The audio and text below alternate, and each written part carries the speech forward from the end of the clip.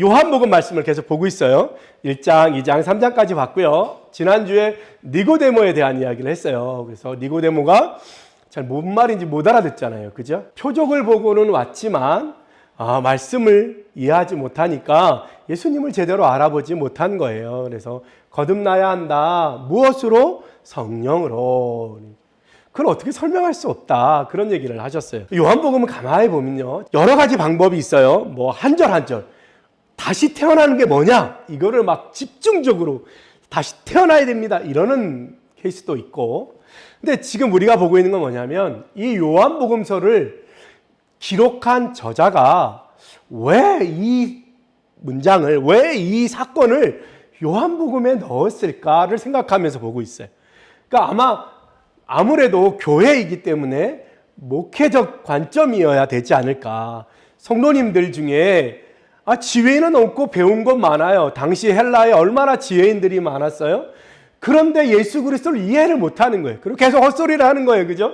그러니까 아마 요한의 저자는 그 이야기를 통해서 너희가 성령이 아니면 이 진리를 이해할 수 없을 거다, 그런 거. 그리고 태어나야 된다는 얘기 하잖아요. 그죠? 구약은 뭐예요? 할머니가 아이를 낳았다. 사라가 낳을 수 없는 중에 이삭을 낳았다 얘기고, 신약은 처녀가 아이를 낳았어요. 낳을 수 없는 처녀가 아이를 낳아서 예수님이 낳았다. 요한복음 3장에는 성령으로 거듭나야 된다, 이런 얘기를 했다, 그런 말씀을 드렸어요. 그래서 우리가 그런 관점으로 계속해서 보고 있는데, 4장도 역시나 동일합니다.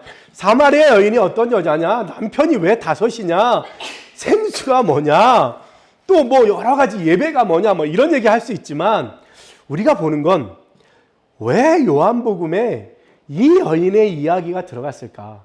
예수님의 행적은 굉장히 많아요. 예수님의 말씀만 모아놓은 책도 있어요, 이 당시에. 그리고 예수님의 사건을 여러 사람이 기록했어요.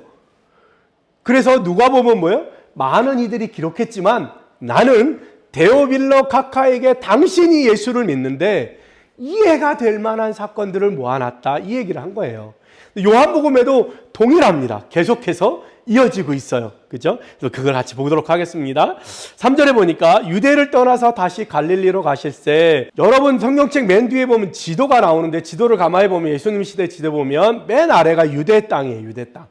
예루살렘 바로 밑에 땅이고, 그 밑에는 광야가 많아요. 광야가 많고, 그 유대에서 활동하셨는데 이제 유대에 세례를 많이 준다, 그런 소리를 바리새인들이 들었대요. 바리새인들이 세례를 주는 걸 굉장히 주목해서 보고 있어요. 세례 요한 때부터. 그래서 예수님이 지금쯤 이동해야겠다. 그래서 위쪽, 북쪽을 향해서 올라가는데, 갈릴리까지 올라가는데 그 중간에 뭐가 있냐면 사마리아가 있어요. 그래서 사마리아를 통과하면 그 다음이 갈릴리예요. 당연히 사마리아를 지나가죠. 근데 당시 사람들은 사마리아를 거쳐가기 싫어서 강 건너, 요단강 건너 베레아를 거쳐서 가기도 하고, 이쪽 해변가 쪽으로 해서 바깥으로 돌아갔어요. 사마리아 사람들 가운데로 안 지나가고.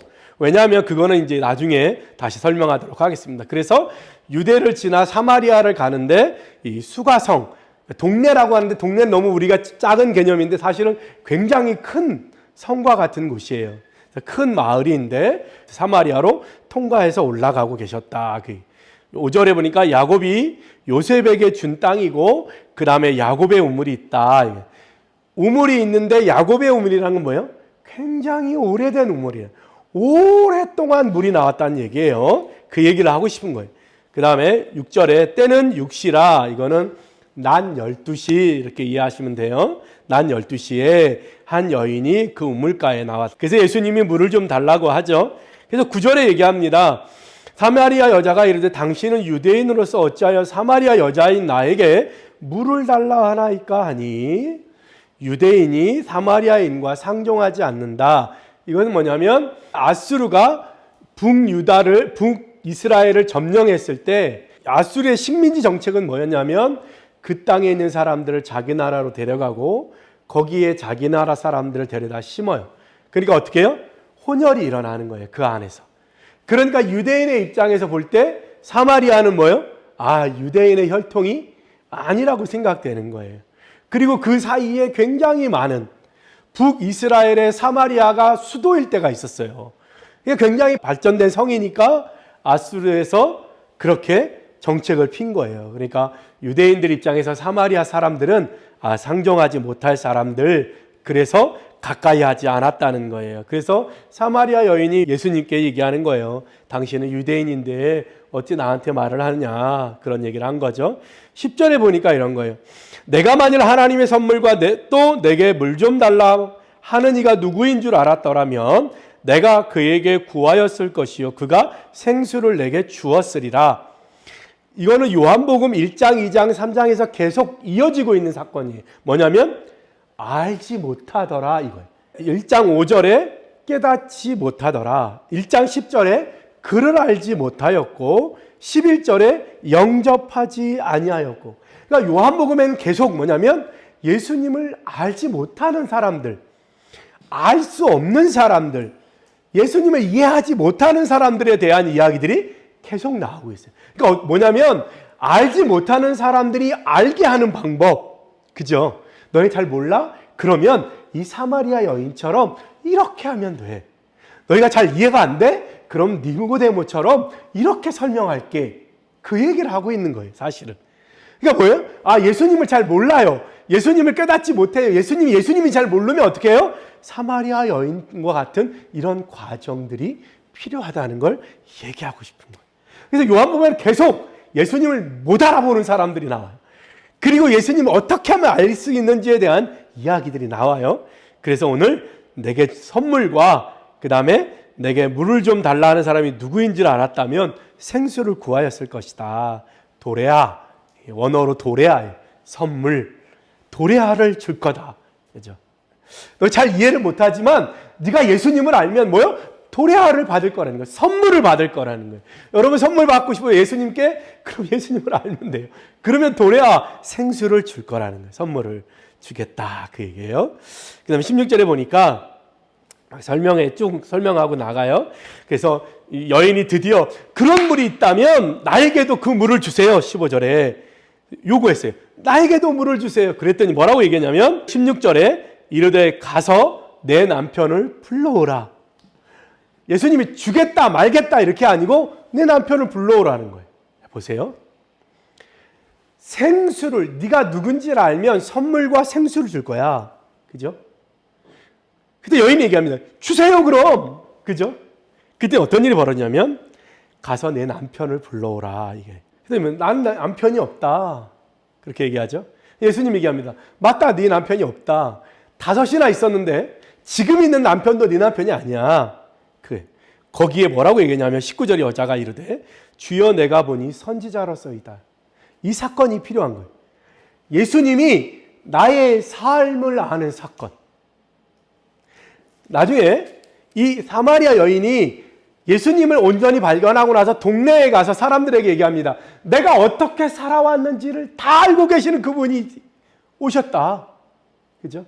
다 알고 계시는 그분이 오셨다. 여러분 이 사건 여러분 기억나죠? 1장에 뭐요? 누구예요? 나다나엘. 그죠? 예수님이 나다나엘을 만났어요. 나다나엘이 야 갈릴리에 무슨 선한 것이 나겠냐? 야 되겠냐? 근데 예수님을 딱 만난 예수님이 뭐라 하냐면 나다나엘아 네가 나무 밑에서 하나님의 말씀을 묵상하는 걸 난 봤어.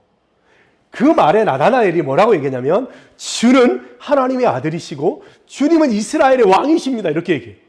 그러니까 뭔가 이 시대에 나의 살아온 삶을 안다는 사건이 예수님을 발견하는데 굉장히 중요한 역할을 하는 것 같아요.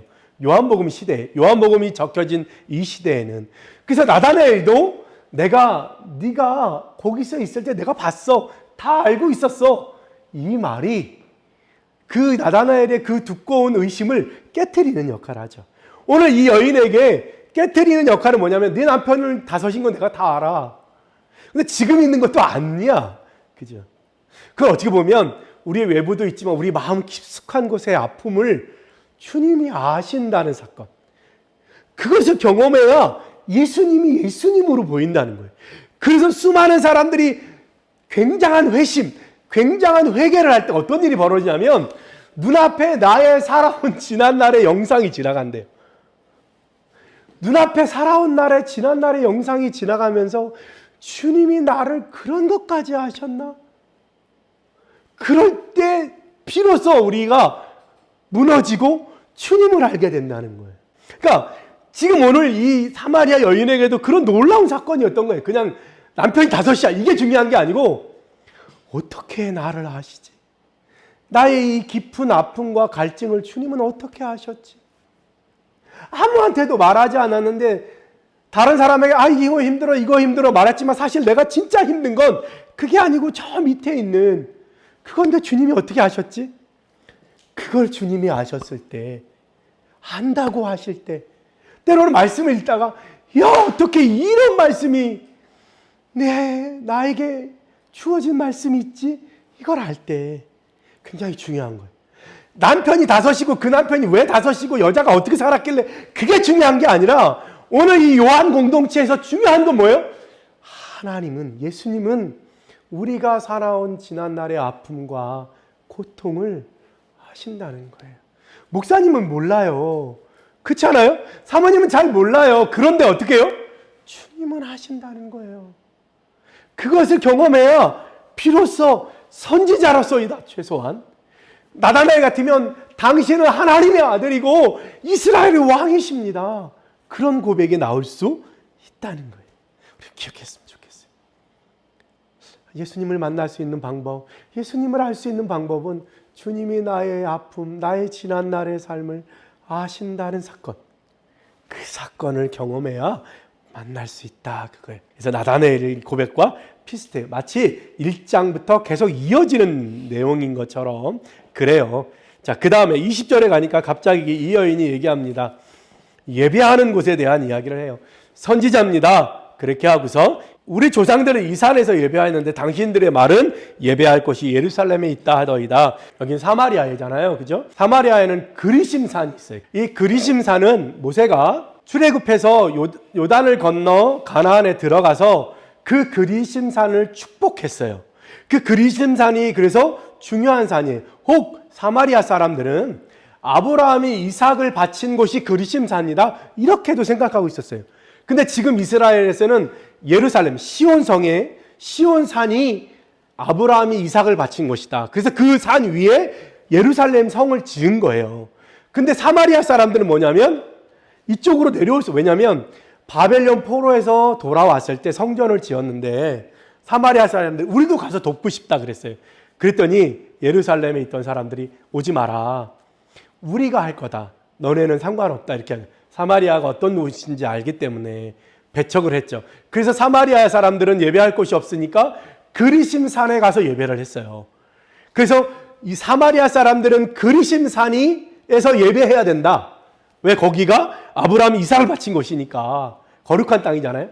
근데 유다 사람들은 어떻게 해요? 예루살렘이 시온산이 거기니까, 그죠? 거기서 예배해야 된다. 그런 얘기. 여기서 예배할까요? 여기서 예배할까요? 그 얘기를 하는 거예요. 참, 그죠? 뜬금없죠. 남편이 5이고 이번 남편도 남편이 아니라는 여자가 어떻게 여인이 어떻게 예배에 대해서 이렇게 관심이 많겠어요, 그죠? 사실은 이 요한복음이 하고 싶은 얘기를 하려고 하는 것 같아요, 그죠? 그래서 그런 예배에 대한 이야기를 물어봐요. 그 다음에 23절에 그거에 대한 대답이 이거예요. 아버지께 참되게 예배하는 자들은 영과 진리로 예배할 때가 오나니 곧 이때라. 아버지께서는 자기에게 이렇게 예배하는 자들을 찾으시느니라. 여기냐 저기냐 이것이 맞냐 저것이 맞냐라고 할 때 새 한글 성경에 2024년 12월 10일 날 발간한 새 한글 성경에 보면 이렇게 번역했어요. 23절을. 그때가 되면 참되게 예배드리는 사람들을 성령님에 이끌려 진리를 따라 아버지께 예배드릴 것입니다. 이렇게. 24절에 새 한글 성경은 이렇게 얘기했어요. 하나님은 영이십니다. 그래서 그분께 예배드리는 사람들은 반드시 성령님에 이끌려 진리를 따라 예배드려야 합니다. 자, 보세요. 마치 이 요한복음 4장은 요한복음 3장에 성령으로 거듭나야 된다는 말과 연결되어 있어요. 예배가 뭐냐? 예배는 어떻게 드리냐? 영과 진리로. 그 영과 진리의 원어는 이거예요. 퓨노마티 카이 알레데이아. 퓨노마티, 영, 성령과 카이, 그리고 알레데이아, 진리. 진리는 뭐예요? 곧 말씀이에요. 성령과 말씀. 이게 뭐예요? 3장에 성령과 말씀을 믿어야 진짜 믿음이야. 그 얘기했잖아요. 근데 오늘 4장에서 사마리아 여인이 예배에 대해서 물었는데 퓨노마트카이 알레데이아, 성령과 말씀이 있어야 된다. 예배할 때 성령과 말씀으로 예배하는 자를 찾으신다. 장소는 중요하지 않다. 이 말은 뭐예요? 마치 이 요한복음을 기록한 시대에 어디서 예배해야 되냐라고 하는 논쟁이 있었다는 걸 알 수 있어요. 그죠? 왜 그랬을까요? 이 시대에는 뭐요? 예배 장소가 예루살렘이 이미 멸망하고 성이 다 무너졌어요. 그래서 예배를 드릴 수가 없어요. 그러니까 어디서 예배하는 게 맞냐? 이 당시에 아마 회당이 있었을 거예요. 근데 예수 믿는 사람들은 어떻게 해요? 회당에서 안식일날 예배 드리고 그 다음날 주일날은 자기들끼리 모여서 집에서 예배 드리면서 성만찬을 했다는 거예요. 그리고 또 뭐예요? 이스라엘 사람들과 헬라 사람들은 예배의 모습이 달랐겠죠. 그러니까 예배가 뭐냐? 예배를 어떻게 드려야 되느냐? 예배의 형식은 뭐고 예배의 장소는 어디여야 되느냐? 그런 얘기를 했지 않겠어요? 그죠? 오늘 요한복음 4장에서 하고 싶은 얘기는 뭐예요? 사마리아인이 우물이 그 얘기하고 싶은 게 아니에요. 정말 하고 싶은 얘기는 뭐냐면 예배자는 하나님을 예배한다 하는 거는 퓨노마티 카이 알레데이아, 성령과 말씀이 있어야 된다. 그러면 거기가 어디든지, 그죠? 거듭나는 것도 성령으로, 예수를 믿는 것도 성령으로, 말씀으로 그 얘기하고 연결된다는 거예요. 성령 안에서 진리로 예배하는, 말씀을 가지고 예배하는 사람, 말씀을 사모하며 예배하는 사람들을 하나님이 기쁘게 여기신다. 사실 그런 게 별로 중요하지 않다는 거예요. 근데 우리는 막 엉뚱한 것을 붙들고 씨름을 해요. 정말 중요한 거, 가족들을 위해서 일하는데 일하다가 가족들을 못 봐요. 우리 정말 중요한 걸 못 봐요. 음식점인데 돈을 벌기 위해서 음식이 무너지는 거예요. 뭐가 중요할까? 그것처럼 예배할 때 참되게 예배하는 자, 성령님에 이끌려 진리를 따라 예배해야 된다. 그래서 이 여인이 드디어 물동이를 버려들고 마을에 들어가서 메시아가 왔음을 전하죠. 그죠? 전할 때 뭐라고 전하냐면 이렇게 하는 거예요. 여인이 물동이를 버리고 동네에 들어가서 29절, 내가 행한 모든 일을 내게 말한 사람을 와서 보라. 와서 보라. 이 와서 보라가 기억나죠? 그죠? 1장에서 예수님이 하신 말씀이에요. 와서 봐라. 안드레와 빌립이 한 말에서 와서 봐라. 요한복음에 계속 나와요. 와서 봐라. 그죠? 이 여인도 똑같이 해요. 와서 봐라. 어떤 사람? 나의 지난 삶을 다 아시는 분. 그분을 내가 만났다. 한 번 더 나오죠. 42절에 그 여자에게 말하되, 마을 사람들이 사마리아 여인에게 말하는 거예요. 이제 우리가 믿는 것은 내 말로 인함이 아니니 이는 우리가 친히 듣고 그가 참으로 세상의 구주신 줄 알미라 하였더라. 친히 듣고 알게 되었다는 거예요. 그죠? 마을 사람들이 이제 네 말 듣고 왔는데 이제 예수님 말씀을 들으니까 이제 네 말이 아니라 예수님의 참된 말씀 때문에 우리가 믿게 됐다는 거예요. 예수 믿는 과정이잖아요. 그죠? 친구 소개로 와요. 야, 우리 예수님이 나를 만나시고 나를 다 아셔. 너도 그분을 만나봐. 그리고 데려왔어요. 와서 예배 드리다가 보니까 그 말씀이 자기를 비추는 거예요. 그리고 그 말씀 가운데 내가 어떻게 살아왔는지 주님이 아시는 걸 깨닫는 거예요. 그리고 믿기로 결심하는 거예요. 그 얘기가 나오는 거예요.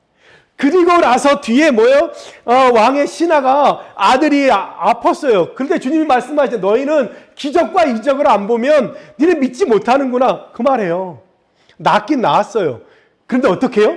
너희는 기적을 봐야 되는구나. 뭐라고 했는데? 성령으로 진리로 예배하는 사람을 주님이 찾으신다는 거예요. 이 모든 일을 마을 사람들이 듣고 보았다. 그래서 예수를 믿게 됐다는 거예요. 자, 연결이 되죠. 이 요한 공동체에 필요한 메시지가 뭐예요? 와서 봐라. 그리고 성령과 진리로 거듭나야 되고 성령과 진리로 예배하는 사람, 그 사람을 주님이 찾으신다. 존 프리처드라고 하는 사람이 이렇게 얘기했어요. 어디에서 예배하든 그 형태가 어떠하든 정말로 중요한 것은 예배를 통해 우리가 성령이라는 거룩한 실제에 붙잡히는 것이며 이를 붙들어야 한다는 것입니다. 예배에 생명을 주시는 분은 바로 성령 하나님입니다.